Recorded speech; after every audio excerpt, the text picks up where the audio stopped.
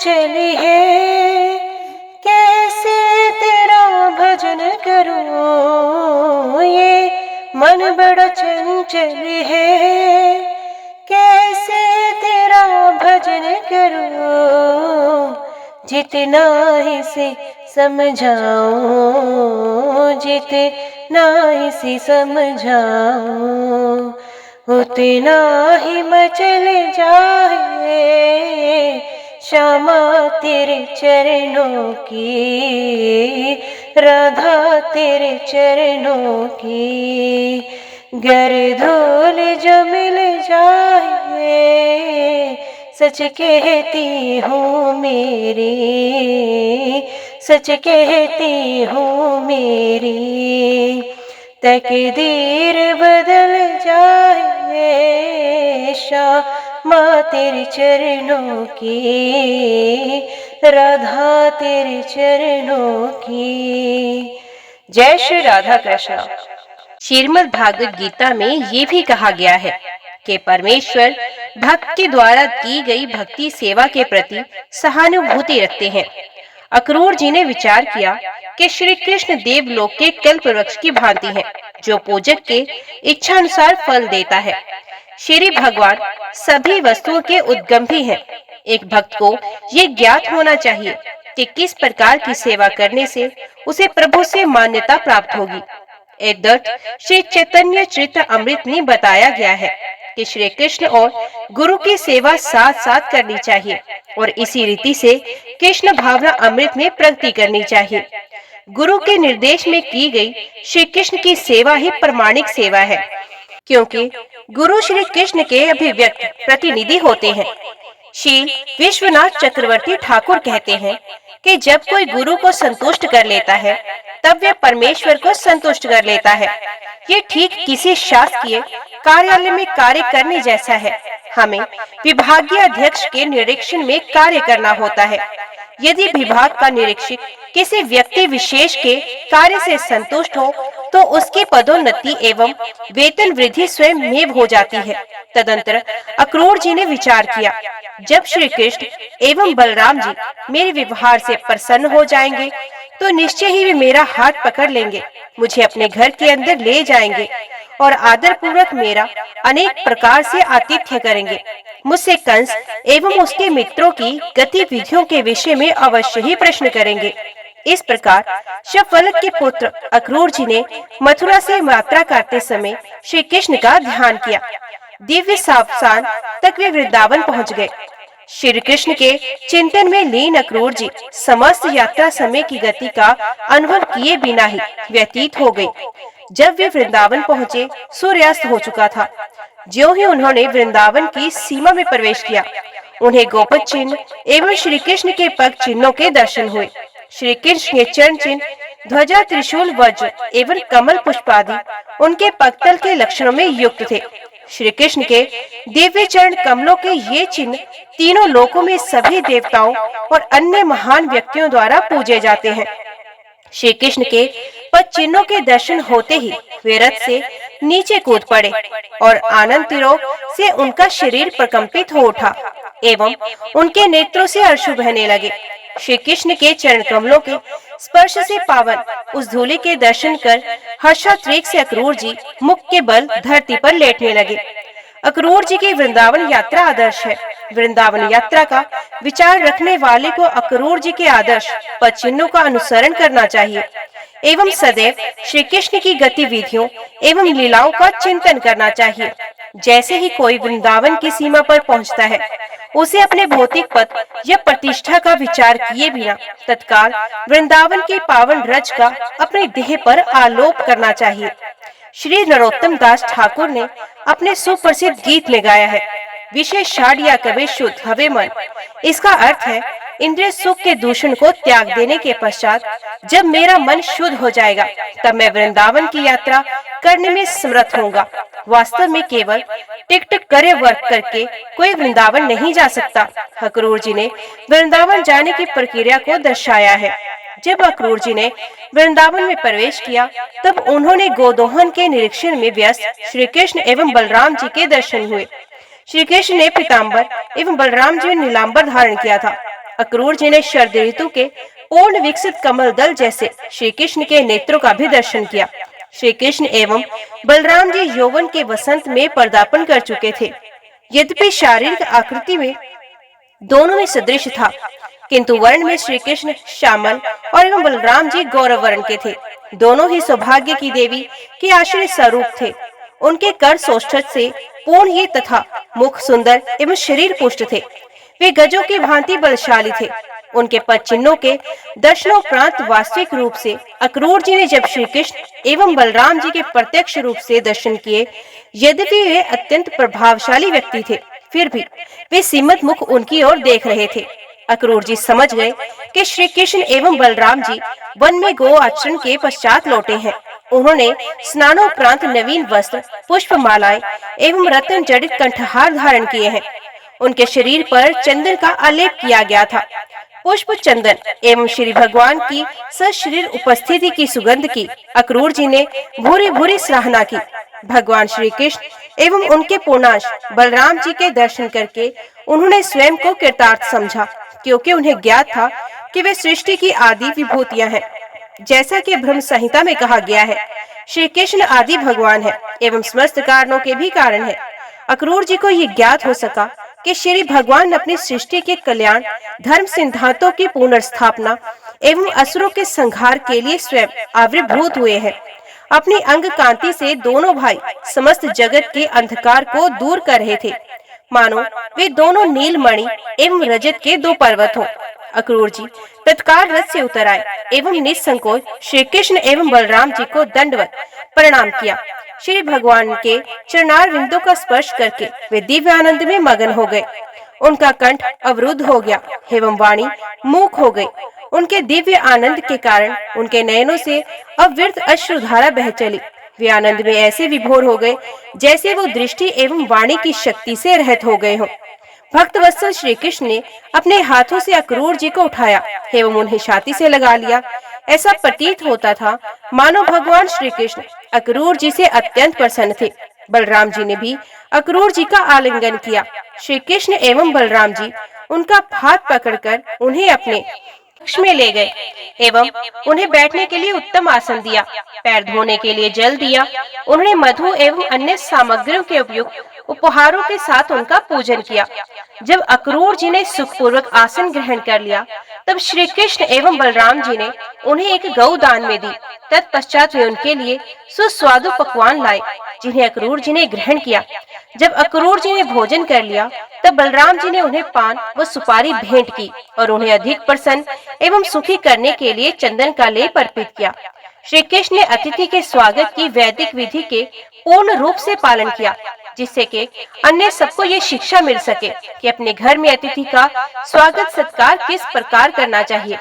वेद का ये निर्देश है कि अतिथि यदि शत्रु भी हो तो भी उसका इतना सुंदर सत्कार होना चाहिए कि उसे अतिथि का स्वागत करने वाले से किसी भय की शंका न रहे।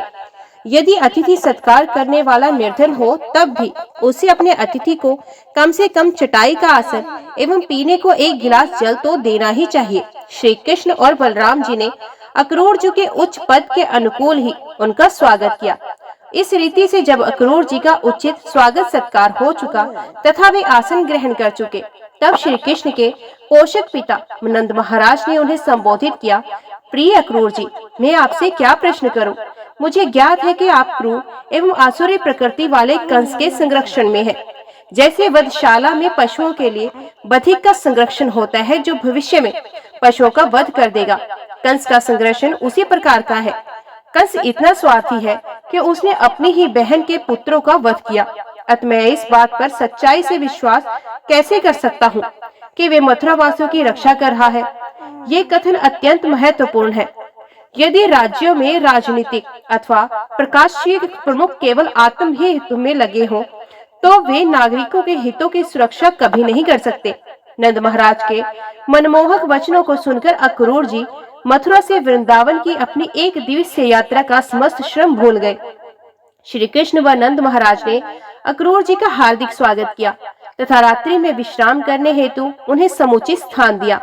इसी बीच बलराम व श्री कृष्ण दोनों भाई भोजन करने गए।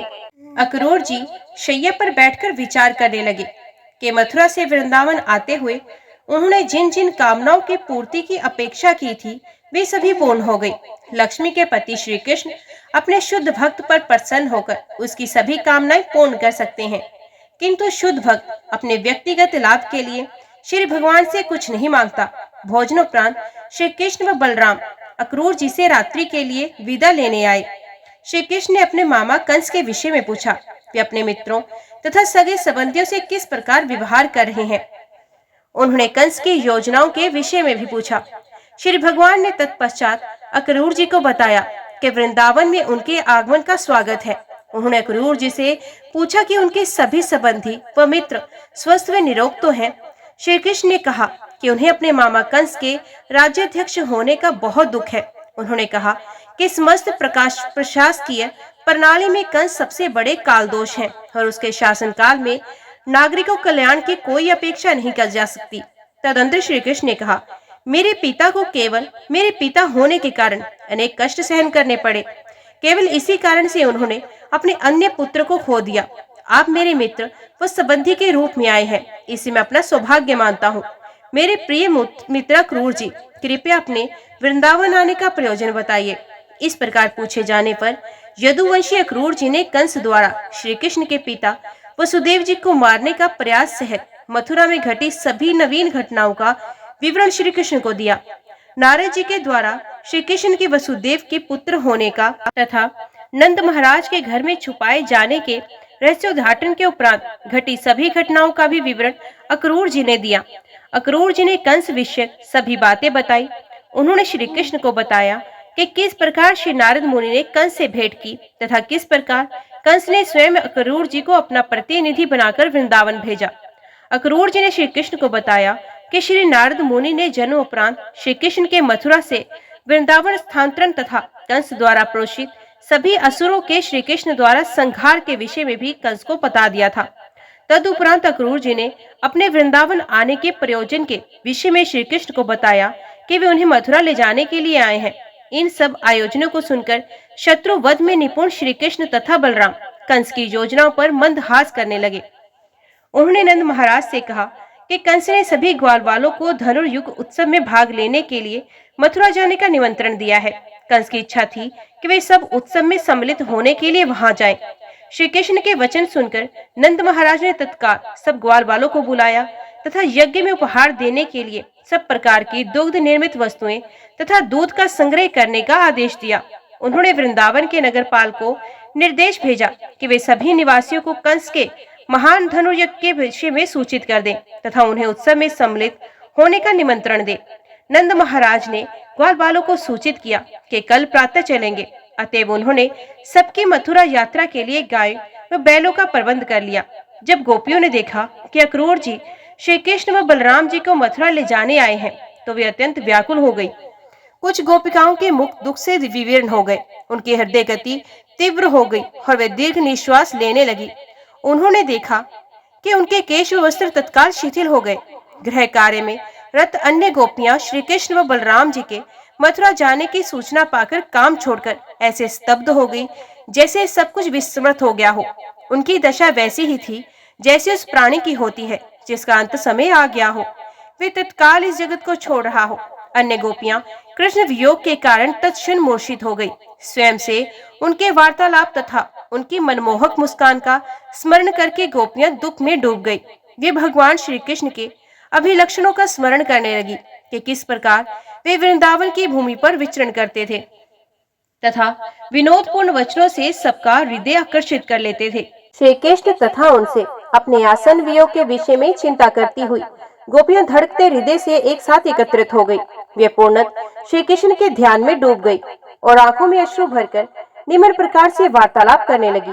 ओ देव, तुम कितने करूर हो। ऐसा प्रतीत होता है कि तुम्हें दूसरों पर दया करना आता ही नहीं। तुम्हारी ही योजना से मित्र एक दूसरे से मिलते हैं, किंतु उनकी मनोकामना पूर्ण हुए बिना ही तुम उन्हें अलग कर देते हो। ये ठीक बालकों की निरर्थक क्रीड़ा की भांति है। पहले तो तुम हमें श्री कृष्ण के दर्शन का आयोजन कराते हो, जिनकी काली कुंचित केश राशि उनके विशाल ललाट तथा तीक्ष्ण नासिका को और भी सुंदर बताती है, तथा जो इस भौतिक जगत के संघर्ष को कम करने के लिए सदा मुस्कुराते रहते हैं। उन श्री कृष्ण का दर्शन जब हमें हो जाता है, तब तुम हमें उनसे वियोग करने का आयोजन कर देते हो। अरे भाग्य, तुम कितने क्रूर हो। किंतु सबसे अधिक आश्चर्य तो ये है कि तुम अब उस अक्रूर के रूप में अवस्थित हुए हो, जिसका अर्थ होता है वे व्यक्ति जो क्रूर ना हो। प्रारंभ में हम तुम्हारी सराहना करती थी कि तुमने हमें श्री कृष्ण के मनोहारी मुख के दर्शनार्थ से नेत्र दिए हैं, किंतु अब एक मूर्ख प्राणी की भांति तुम हमारे नेत्र छीन लेना चाहते हो, जिससे हम श्री कृष्ण का पुण्य यहाँ दर्शन ना कर सके। नंद नंदन, श्री कृष्ण भी अत्यंत क्रूर है। उन्हें सदैव नवीन मित्र चाहिए। उन्हें किसी से भी अधिक समय तक मैत्री रखना भाता ही नहीं। अपना घर द्वार, मित्र या संबंधी सबको त्याग कर हम वृंदावन की गोपियां श्री कृष्ण की दासियां बन गई, किंतु वे हमारी उपेक्षा करके जा रहे हैं। अब यद्यपि हम उनके प्रति पूर्ण रूप से समर्पित हैं, फिर भी वे हमारी ओर देखते भी नहीं। अब मथुरा की युवतियों को अवसर मिला कि वे श्री कृष्ण के आगमन की आशा कर रही हैं। वे मधुर मुस्कान से युक्त उनके मुख का दर्शन करेंगी, उनका मधुपान करेंगी। यद्यपि हम जानती हैं कि श्री कृष्ण अत्यंत स्थिरचित्त व दृढ़ निश्चय हैं, तथापि हमें भय है कि जब वे मथुरा की युवतियों के सुंदर मुख देखेंगे तो वे स्वयं को भूल जाएंगे। हमें भय है कि वे उनके वश में हो जाएंगे और हम सीधी साधी ग्राम बालाओं को भूल जाएंगे। फिर वे हम पर कृपालु नहीं रहेंगे। अतएव हमें श्री कृष्ण से वृंदावन वापस आने की आशा नहीं है। वे मथुरा की बालाओं के संसर्ग को नहीं छोड़ेंगे। मथुरा शहर के शानदार समारोह के बारे में सभी गोपियों ने कल्पना करना शुरू कर दिया। श्री कृष्ण गलियों से गुजरते थे और शहर की महिलाएं और युवा लड़कियां उन्हें अपने अपने घरों की छज्जों से देखती थी। मथुरा शहर में अलग अलग समुदाय थे, जिन्हें तब दशारह, बोझ, अंधक और सात्वक के नाम से जाना जाता था। ये सभी समुदाय एक ही यदुवंश की ही अलग अलग शाखाएं थी, जिनमें श्री कृष्ण प्रकट हुए थे। वे सभी श्री कृष्ण के आने की आशा कर रहे थे। ये सुनिश्चित था कि श्री कृष्ण, जो भाग्य की देवी का विश्राम स्थल तथा सभी सुखों और श्रेष्ठतम गुणों के भंडार थे, वे मथुरा शहर का दौरा करने वाले थे। तदुपरांत गोपियां अक्रूर के कार्यों की निंदा करने लगी। वे कहने लगी कि अक्रूर जी उनके प्रियतम से भी अधिक प्रिय, उनके नैनों की ज्योति श्री कृष्ण को लिए जा रहे हैं। अक्रूर जी गोपियों के बिना सांत्वना दिए, बिना बताए ही उनकी दृष्टि से दूर लेके जा रहे हैं। अक्रूर जी को इतना निर्दयी नहीं होना चाहिए था। उन्हें गोपियों से सहानुभूति दर्शानी चाहिए थी। गोपियों ने आगे कहा, सबसे आश्चर्य की बात तो ये है कि नंद नंदन श्री कृष्ण ने बिना कुछ विचार किए पहले से ही रथ पर आसन ग्रहण कर लिया। इससे तो ऐसा प्रतीत होता है कि श्री कृष्ण बहुत बुद्धिमान नहीं है। हो सकता है कि वे बुद्धिमान भी हो, पर दयावान नहीं। न केवल ऋषि कृष्ण, अपितु सभी ग्वाल बाल भी इतने निष्ठुर हैं कि पहले से ही वे बैलों और बछड़ों को मथुरा यात्रा के लिए गाड़ियों में जोत रहे हैं। वृंदावन के वयोवृद्ध भी निर्दय हैं। वे भी हमारी दुर्दशा को ध्यान में रखकर श्री कृष्ण को मथुरा जाने से नहीं रोकते। देवता भी हमसे रुष्ट है, जो श्री कृष्ण की मथुरा यात्रा में बाधा नहीं डाल रहे। गोपियां देवताओं से प्रार्थना करने लगी कि वे चक्रवात, तूफान आदि अतिवृष्टि जैसी किसी प्राकृतिक बाधा पैदा कर दे, जिससे कि श्री कृष्ण मथुरा न जा सके। तदंतर वे विचार करने लगी, अपने वयोवृद्ध माता पिता तथा संरक्षकों की उपस्थिति की चिंता न करके हम सब स्वयं ही श्री कृष्ण को मथुरा जाने से रोकेंगी। इस सीधी कार्यवाही के अतिरिक्त हमारे पास कोई दूसरा विकल्प नहीं। हर कोई हमारे विरुद्ध है और श्री कृष्ण को हमारी दृष्टि से दूर करना चाहता है। उनके बिना हम क्षण भर भी जीवित नहीं रह सकती। इस प्रकार गोपियों ने रथ के मार्ग को अवरुद्ध करने का निर्णय लिया। वे आपस में वार्तालाप करने लगी। श्री कृष्ण के साथ रासलीला करते हुए हमने एक लंबी रात्रि एक पल के समान व्यतीत कर दी। हम उनके मंदहास्य का दर्शन व उनका आलिंगन और उनसे बातें कर रही थी। अब यदि वे हमसे दूर चले गए तो हम एक पल भी कैसे जिएंगी। सूर्यास्त के समय अपने ज्येष्ठ भ्राता बलराम तथा सखाओं के साथ श्री कृष्ण घर वापस आते थे। गोरस से उनका मुख मंडित होता था तथा वे मंद मुस्कान करते थे। बंसी बजाते हुए वे हम पर कृपा पूर्ण दृष्टिपात करते थे। हम उन्हें कैसे भूल सकेंगी। हम अपने जीवन धन श्री कृष्ण को कैसे भुला सकेंगी। हमारे हृदय उन्होंने दिन रात कई प्रकार से पहले ही चुरा लिए हैं। अब यदि वे चले जाते हैं तो हमारे जीवित रहने की कोई संभावना नहीं। इस प्रकार विचार करते हुए श्री कृष्ण के वियोग की कल्पना से गोपियां और भी अधिक दुखित हो गई। वे अपने मन को ना रोक सकी तथा श्री कृष्ण के विभिन्न नामों, हे प्यारे दामोदर, प्रिय माधव को पुकारती हुई उच्च स्वर से क्रंदन करने लगी। श्री कृष्ण के प्रस्थान से पूर्व गोपिकाएं संपूर्ण रात्रि क्रंदन करती रही। सूर्योदय के साथ ही अक्रूर जी स्नान आदि समाप्त करके रथ पर बैठ गए तथा श्री कृष्ण एवं बलराम सहित उन्होंने मथुरा के लिए प्रस्थान किया। दूध से निर्मित पदार्थों दही, घी, दूध आदि को मिट्टी के पात्रों में भरकर उन्हें बैलगाड़ी पर लादकर नंद महाराज तथा अन्य ग्वाले भी गाड़ियों में बैठ गए। वे श्री कृष्ण एवं बलराम जी के रथ का अनुगमन करने लगे। श्री कृष्ण के द्वारा रथ का मार्ग अवरुद्ध न करने की कहने पर भी गोपियां रथ को घेर कर खड़ी हो गई और दीन दृष्टि से श्री कृष्ण की ओर देखने लगी। गोपियों की दुर्दशा देखकर श्री कृष्ण बहुत प्रभावित हुए, किंतु जैसे कि नारद जी ने भविष्यवाणी की थी, उनका कर्तव्य मथुरा को प्रस्थान करना था। अतएव श्री कृष्ण ने गोपियों को धीरज बंधाया। उन्होंने कहा कि गोपियों को इतना दुखी नहीं होना चाहिए, वे अपना कार्य समाप्त करके शीघ्र ही वापस लौट आएंगे। किंतु वे मार्ग छोड़ने को सहमत नहीं हुई। फिर भी रथ पश्चिम की ओर बढ़ने लगा। जैसे जैसे रथ आगे बढ़ा, गोपियों के मनों में यथासंभव उसका अनुसरण किया। जब तक रथ की पताका दिखाई दी, तब तक वे उसे देखती रही। अंत में दूर रथ की केवल धूली मात्र दिखाई दे रही थी। गोपियां अपने स्थान पर स्तब्ध खड़ी रही। अंततः रथ नेत्रों से ओझल हो गया। वे चित्र लिखित सी अविचल खड़ी रही। गोपियों को निश्चय हो गया कि श्री कृष्ण तत्काल वापस आने वाले नहीं है और अत्यंत निराश मन से वे अपने अपने घरों को लौट गई। श्री कृष्ण की अनुपस्थिति से गोपियां अत्यंत विचलित हो गई थी। वे संपूर्ण दिवस श्री कृष्ण की लीलाओं का चिंतन करती रहती थी और इस प्रकार उन्हें कुछ धैर्य मिलता था। अक्रूर तथा बलराम सहित श्री भगवान ने रथ को तीव्र गति से यमुना तट की ओर बढ़ाया। यमुना में स्नान करने मात्र से प्राणियों के सभी पाप फल नष्ट हो जाते हैं। श्री कृष्ण तथा बलराम जी दोनों ने नदी में स्नान किया और मुख धोया। यमुना के स्फटिक के समान पारदर्शी निर्मल जल का पान करने के पश्चात वे पुण्य रथ में बैठ गए। रथ बड़े बड़े वृक्षों की छाया में खड़ा था और दोनों भाई वहां बैठ गए। तत्पश्चात अक्रूर जी ने उनसे यमुना में स्नान करने की अनुमति मांगी। वैदिक रीति के अनुसार नदी में स्नान उपरांत कट तक जल में खड़े होकर गायत्री मंत्र का पाठ करना चाहिए। जब अक्रूर जी नदी में खड़े थे तो अचानक उन्हें जल में श्री कृष्ण और बलराम जी के दर्शन हुए। दोनों भाइयों को देखकर उन्हें आश्चर्य हुआ, क्योंकि उन्हें विश्वास था कि वे दोनों रथ में बैठे हैं। भ्रमित होकर वे तत्क्षण जल से बाहर निकल आए और दोनों भाइयों को देखने के लिए रथ के समीप गए। उन्हें ये देखकर आश्चर्य हुआ कि पहले की भांति रथ में बैठे हुए हैं। जब उन्होंने उन दोनों को रथ में बैठे देखा तो वे सोचने लगे कि उन्होंने जल में क्या देखा। अतएव वे पुण्य नदी पर गए। इस बार उन्होंने न केवल श्री कृष्ण एवं बलराम के दर्शन किए, अपितु अनेक देवताओं, सभी सिद्धों, चारणों व गंधर्वों के भी दर्शन किए। वे सभी श्री भगवान के समक्ष नतमस्तक खड़े थे।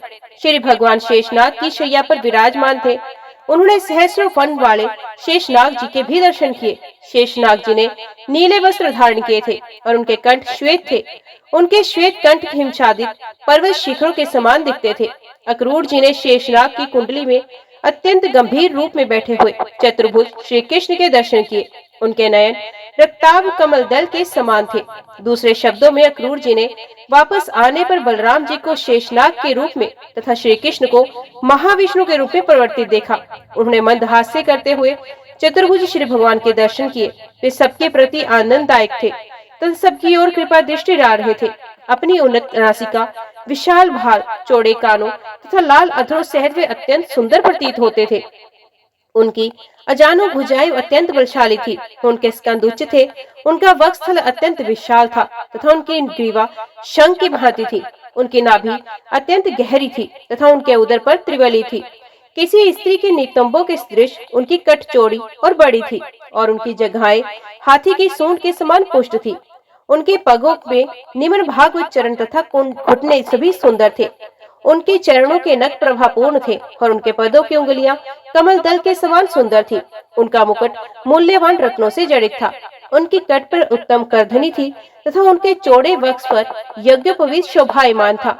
उनकी कलाई में कंकण थे तथा भुजाओं में बाजूबंद। उनके पैरों में नुपुर थे। उनका देदीप्यमान सुंदर नेत्रों के लिए असह्य था। उनके करतल पद्म पुष्प के समान थे। विष्णु मूर्ति एवं विभिन्न चिन्हों, शंख, चक्र, गदा तथा पद्म को अपने हाथों में धारण किए वे और भी अधिक सुंदर लग रहे थे। उनके वक्ष पर भगवान श्री विष्णु के विशिष्ट लक्षण मुद्रित थे और उन्होंने ताजे पुष्पों की माला धारण की हुई थी। इस प्रकार संपूर्ण रूप से उनका सौंदर्य अत्यंत मनोहारी था। अक्रूर जी ने श्री भगवान को अंतरंग पार्षदों जैसे चारों कुमारों सनक, सनंदन, सनातन और सनंत कुमार से घिरे हुए देखा। उनके अन्य पार्षद जैसे सुनंद व नंद, ब्रह्मा और शिवादिक देवता, नव युगेंद्र ऋषिगण तथा प्रहलाद जैसे और श्री नारद मुनि जैसे भक्त तथा 8 वसु निर्मल हृदय तथा विशुद्ध वचनों से श्री भगवान की वंदना कर रहे थे। श्री भगवान के दिव्य व्यक्तित्व का दर्शन करके अक्रूर जी तत्क्षण भक्ति के सागर में निमग्न हो गए और उनके शरीर में दिव्य रोमांच हो आया। यद्यपि एक क्षण के लिए वे मोहित हो गए थे, तथापि अपनी शुद्ध चेतना बनाए रहे और श्री भगवान के समक्ष शीश झुकाकर उन्होंने नमन किया। हाथ जोड़कर गदगद वाणी से वे श्री कृष्ण भगवान की स्तुति करने लगे। अक्रूर जी ने इस प्रकार स्तुति की, प्रिय भगवान, आप समस्त कारणों के परम कारण है तथा आप ही मूल एवं अविनाशी मूर्ति श्री नारायण है। मैं आपको सादर प्रणाम करता हूँ। आपकी नाभि से कमल प्रस्फुटित होता है तथा उस कमल से ब्रह्मांड के कर्ता ब्रह्मा जी का जन्म होता है। चूंकि ब्रह्मा जी इस ब्रह्मांड के कारण है, अतः आप सभी कारणों के भी कारण है। भूमि, जल, पावक, गगन व समीर तथा अहंकार एवं महत तत्व आदि सब इस भौतिक सृष्टि के सभी तत्वों की उत्पत्ति आपके विग्रह से होती है। जीवों की एवं समस्त भौतिक शक्ति, तटस्थता शक्ति और प्रकृति की उत्पत्ति भी आप ही के शरीर से होती है। जीवात्माओं, मन, इंद्रियों के विषय तथा भूत जगत के प्रपंचों का नियमन करने वाले देवताओं की उत्पत्ति भी आपके श्री विग्रह से ही होती है। आप सबके परमात्मा है, किंतु आपके दिव्य स्वरूप का ज्ञान किसी को नहीं। इस भौतिक जगत में सभी भौतिक प्रकृति के गुणों से देवता भी आपके त्रिगुणातीत स्वरूप को ठीक ठीक नहीं जान पाते। महान ऋषि, मुनि व योगी आपकी श्री भगवान के रूप में पूजा करते हैं। जीवात्माओं, भौतिक सृष्टि एवं सभी देवताओं के मूल कारण के रूप में वे आपकी वंदना करते हैं। वे समस्त सृष्टि को आप में समाहित मानकर आपकी अर्चना करते हैं। कुछ ज्ञानी ब्राह्मण शास्त्रोक्त वैदिक पद्धति का अनुसरण करते हुए आपका पूजन करते हैं। वे विभिन्न देवताओं के नाम से विभिन्न यज्ञ करते हैं। कुछ लोगों को दिव्य ज्ञान की उपासना प्रिय है। वे अत्यंत शांत होते हैं तथा समस्त भौतिक क्रियाकलापों का त्याग कर दार्शनिक खोज के लिए ज्ञान यज्ञ में लग जाते हैं। कुछ ऐसे भक्त भी हैं जो आपकी पूजा श्री भगवान के रूप में करते हैं, जिन्हें भागवत कहते हैं। 5 रात्र की विधि में उचित रूप से दीक्षित होने के पश्चात वे अपने शरीर को तिलक से विभूषित कर आपकी विष्णु मूर्ति के विभिन्न रूपों की उपासना करते हैं। शैव नाम से प्रसिद्ध अन्य भक्त भी हैं जो विचित्र आचार्यों के अनुयायी हैं और आपकी शिव के रूप में उपासना करते हैं। श्रीमद् भागवत गीता में कहा गया है कि देवताओं की उपासना भी परोक्ष रूप से श्री भगवान का ही पूजन है, किंतु इस प्रकार की उपासना शास्त्र अनुसार नहीं है, क्योंकि वस्तुत उपास्य भगवान श्री नारायण ही है। ब्रह्मा शिवादिक देवता नारायण के श्री विग्रह से उत्पन्न होने वाले प्रकृति के गुणों के अवतार है। वस्तुत सृष्टि से पूर्व भगवान श्री नारायण के अतिरिक्त किसी का अस्तित्व नहीं था। देवताओं की भक्ति नारायण की भक्ति के स्तर की नहीं है। अक्रूर जी ने कहा, यद्यपि देवताओं के भक्तों के मन किसी विशेष देवता पर केंद्रित रहते हैं, क्योंकि आप देवताओं समेत सभी जीवों के परमात्मा है। उनकी उपासना भी परोक्ष रूप से आपकी ही उपासना है। कभी कभी वर्षा ऋतु में पर्वत से बहने वाली छोटी नदियां सागर तक पहुंचने में असफल रहती हैं। कुछ सागर तक पहुंच जाती हैं और कुछ नहीं। इसी भांति देवताओं के भक्त आप तक पहुंच भी सकते हैं और नहीं भी। इसकी कोई निश्चितता नहीं है। उनकी सफलता उनकी उपासना की शक्ति पर निर्भर करती है। वैदिक सिद्धांत के अनुसार जब कोई उपासक किसी देवता विशेष की पूजा करता है तो कुछ अनुष्ठान वे यज्ञेश्वर नारायण के लिए भी संपादित करता है, क्योंकि श्रीमद् भागवत गीता के अनुसार नारायण अथवा श्री कृष्ण की अनुमति के बिना देवता अपने उपासकों की मनोकामनाएं पूर्ण नहीं कर सकते। श्रीमद् भागवत गीता में प्रयुक्त शब्द है। इसका अर्थ है कि श्री भगवान के द्वारा अधिकार दिए जाने पर ही देवगण वरदान दे सकते हैं। जब देवताओं को उपासक को वस्तु स्थिति का ज्ञान होता है तब वे इस प्रकार तर्क कर सकता है, श्री भगवान के द्वारा अधिकार दिए जाने पर ही देवता वरदान दे सकते हैं, तब क्यों न श्री भगवान की ही प्रत्यक्ष रूप से पूजा की जाए। देवताओं के ऐसे उपासक श्री भगवान के पास आ सकते हैं, किंतु देवताओं को ही सर्वेश्वर मानने वाले कभी भी परम लक्ष्य को नहीं प्राप्त कर सकते। अक्रूर जी ने आगे वंदना की, मेरे आराध्य देव, समस्त जगत सत रज व तम नामक प्रकृति के 3 गुणों से परिपूर्ण है। इस भौतिक जगत में ब्रह्मा से लेकर जड़ पेड़ पौधे तक सभी इन गुणों से प्रभावित हैं। प्रिय भगवान, मैं आपको बारंबार सादर प्रणाम करता हूँ, क्योंकि आप त्रिगुणातीत हैं। इन त्रिगुणों की लहरों में आपके अतिरिक्त सभी बहे जा रहे हैं। प्रिय भगवान, अग्नि आपका मुख है, पृथ्वी आपके चरण है, सूर्य आपका नेत्र है, आकाश आपकी नाभि है और दिशाएं आपके कान है, गगन आपका शीर्ष है, देवता आपकी भुजाएं है, महासागर तथा सागर आपके उदर है, तथा वायु और पवन आपकी शक्ति एवं सफूर्ति है। समस्त वनस्पति और जड़ी बूटियां आपके शरीर के रोम है, मेघ आपके केश है, पर्वत आपकी अस्थियां और नख है, दिवस और रात्रि आपकी पलकों का खुलना और बंद होना है, प्रजापति आपकी जनेंद्रियां और वर्षा आपका वीर्य है। हे भगवान, विभिन्न स्तर के देवताओं, राजाओं, महाराजाओं और प्राणियों सहित सभी जीवात्माएं आप में ही आश्रित है। ये सभी आपके विराट रूप के अंश है। प्रायोगिक ज्ञान द्वारा कोई आपको नहीं समझ सकता। आपके दिव्य अस्तित्व को केवल एक महासागर के रूप में समझा जा सकता है, जिसमें विभिन्न स्तरों की सभी जीवात्माएं सम्मिलित हैं, अथवा आपको उदुम्बर फल की भांति जान सकते हैं, जिसमें से छोटे छोटे मच्छर निकलते हैं। प्रिय भगवान, आप जो भी अनंत रूप तथा अवतार ग्रहण करते हैं, जब आप इस विश्व में प्रकट होते हैं, वे सब जीवात्मा को उनके अज्ञान, भ्रमों तथा दुखों से मुक्ति दिलाने के लिए ही होते हैं। अतएव सब लोग आपकी लीलाओं तथा अवतारों को समझ सकते हैं तथा अनंत काल तक आपके कार्यों का यशगान कर सकते हैं। कोई भी इस बात की कल्पना नहीं कर सकता कि आपके कितने अवतार एवं स्वरूप है। ना ही कोई ये गणना कर सकता है कि आपके विराट रूप में कितने ब्रह्मांडों का अस्तित्व है। यद्यपि आप सभी कारणों के भी कारण है, तथापि मैं परले के समय प्रकट होने वाले आपके मत्स्य अवतार की वंदना करता हूँ। मधु और कैटभ नामक दो असुरों का वध करने वाले हैग्रीव अवतार की मैं वंदना करता हूँ। मंदराचल नामक विशाल पर्वत को उठाने वाले महान कच्छ अवतार का मेरा अनेक नमन है। गर्भोदक सागर के जल में गिरी हुई पृथ्वी के उद्धार के लिए वराह के रूप में प्रकट होने वाले वराह अवतार को मैं बारंबार प्रणाम करता हूँ।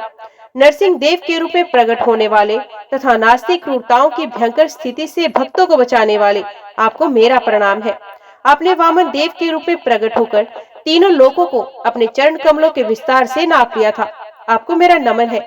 जगत के दुराचारी प्रशासकों का वध करने के लिए भृगु वंशों के स्वामी के रूप में प्रकट होकर आपको मेरा कोटि कोटि प्रणाम है। रावण आदि राक्षसों के वध के लिए आप श्री राम के रूप में अवतरित हुए। आपकी मैं विनम्र वंदना करता हूँ। आप सभी भक्तों द्वारा रघुकुल मणि भगवान है, श्री रामचंद्र के रूप में पूजे जाते हैं। श्री वासुदेव, श्री संरक्षण, श्री प्रद्युम्न तथा श्री अनिरुद्ध के रूप में प्रकट होने वाले आपको मेरा बारंबार वंदन है। नास्तिक व आसुरी प्रवृत्ति के लोगों को संभ्रमित करने वाले आप भगवान बुद्ध के रूप में प्रकट हुए। आपको शतश प्रणाम है। वैदिक विधि विधानों के कार्य क्षेत्र के स्तर के नीचे की स्थिति मलेश स्थित कहलाती है। इस निंदनीय मलेश स्थिति के स्तर पर आप पहुंचे राज परिवार को दंडित करने के लिए कल्कि के रूप में प्रकट होने वाले आपको मेरा सादर प्रणाम है। प्रिय भगवान, इस भौतिक जगत में सभी आपकी माया से बद्ध है। मिथ्या पहचान तथा मिथ्या मोह के प्रभाव के अंतर्गत सकाम कर्म तथा उसके फल के मार्ग से हर कोई एक शरीर से दूसरे शरीर में देहांतर कर रहा है। मैं भी इन्हीं बद्धात्माओं से एक हूँ। अपने घर, पत्नी, बच्चे और धन संपत्ति पर अधिकार करने के कारण मैं मिथ्या ही स्वयं को अत्यंत सुखी मानता हूँ। इस प्रकार मैं स्वप्न जगत में विचरण करने वाले प्राणी के समान व्यवहार कर रहा हूँ, क्योंकि इन सब में मैं कुछ भी स्थायी नहीं। मैं मूर्ख हूँ जो सदा इन सबको नित्य तथा सत्य मानता हूँ और सदैव ऐसे ही विचारों में लीन रहता हूँ। मेरे भगवान, अपने मिथ्या स्वरूप के कारण मैंने सभी अनित्य वस्तुओं को स्थायी स्वीकार कर लिया है, जैसे ये भौतिक शरीर जो दिव्य नहीं है और अनेक दुखदायी स्थितियों का मूल है। जीवन संबंधी ऐसी धारणाओं से भ्रमित होकर मैं सदा द्वैतवादी विचारों में लीन रहता हूँ। इसी कारण मैं सदा द्वैतवाद में मगन रहता हूँ और दिव्य आनंद के सागर आपको भी भूल गया हूँ। मैं आपके दिव्य संग से वंचित हूँ। मैं उस मूर्ख प्राणी की भांति हूँ जो जल से पोषित वनस्पति से आच्छादित जलाशय को छोड़कर मरुस्थल में जल ढूंढने जाता है। बद्धात्माएं अपनी तृष्णा को शांत करना चाहती हैं, किंतु वे ये नहीं जानती कि जल कहाँ से प्राप्त करें। वे उस स्थल को छोड़ देती हैं जहाँ वास्तव में जलाशय होता है और मरुस्थल में चली जाती हैं जहाँ जल नहीं होता। मेरा मन असंयमित इंद्रियों के वश में हो गया है और मैं इसे बिल्कुल नियंत्रण में नहीं रख सकता। मैं काम कर्म तथा उसके फल की ओर आशादित और आकर्षित हूँ। मेरी बुद्धि अत्यंत कृपण है। मेरे भगवान, भौतिक अस्तित्व की बद्ध स्थिति में रहने वाला व्यक्ति आपके चरण कमलों की महिमा नहीं समझ सकता, किंतु किसी प्रकार मैं आपके पाद पद्मों के निकट आ गया हूँ और मैं इसे अपने ऊपर आपकी अहेतु की दया ही समझता हूँ। आप परमेश्वर हैं, अतएव आप कैसे भी कार्य कर सकते हैं। इस प्रकार मैं समझ सकता हूँ कि जब कोई व्यक्ति जन्म मरण के चक्कर से मुक्ति पाने की योग्यता प्राप्त कर लेता है, तो केवल आपकी ही अहेतु की दया से वे आपके चरण कमलों के निकट आता है और आपकी निष्काम भक्ति से संलग्न हो जाता है। अक्रूर जी ने श्री भगवान के सम्मुख दंडवत प्रणाम करके कहा, मेरे आराध्य, आपका अनंत दिव्य स्वरूप ज्ञान से पूर्ण है। आपके स्वरूप पर ध्यान केंद्रित करने मात्र से कोई भी सब वस्तु को पूर्ण समझ सकता है, क्योंकि आप समस्त ज्ञान के मूल स्रोत हैं। आप सभी प्रकार की शक्तियों के स्वामी हैं और परम शक्तिमान हैं। आप पर ब्रह्म एवं परम पुरुष हैं। आप भौतिक शक्तियों के अधिष्ठाता तथा परम नियंता है। अब समस्त सृष्टि के आश्रय स्थल भगवान श्री वसुदेव हैं। अतः मैं आपको सादर नमन करता हूँ। आप सर्वव्यापी श्री भगवान हैं। आप सबके हृदय में निवास करने वाले परमात्मा भी हैं। आप ही सबको कार्य करने के लिए निर्देश देते हैं। हे भगवान, अब मैं आपके प्रति पूर्ण समर्पित हूँ। कृपया मुझे अपनी शरण में ले लीजिए। जय श्री कृष्ण। आज की वीडियो में इतना ही। उम्मीद करती हूँ वीडियो आपको पसंद आई होगी। वीडियो पसंद आई हो तो वीडियो को लाइक और चैनल को सब्सक्राइब जरूर कीजिएगा। जय श्री कृष्ण लिखकर कमेंट बॉक्स में अपनी हाजिरी और अपने सुझाव देना ना भूलिएगा। तो मिलते हैं अगली कथा अगले अध्याय के साथ। तब तक के लिए देखते व सुनते रहिए। जय मां कंजक, जय माता दी।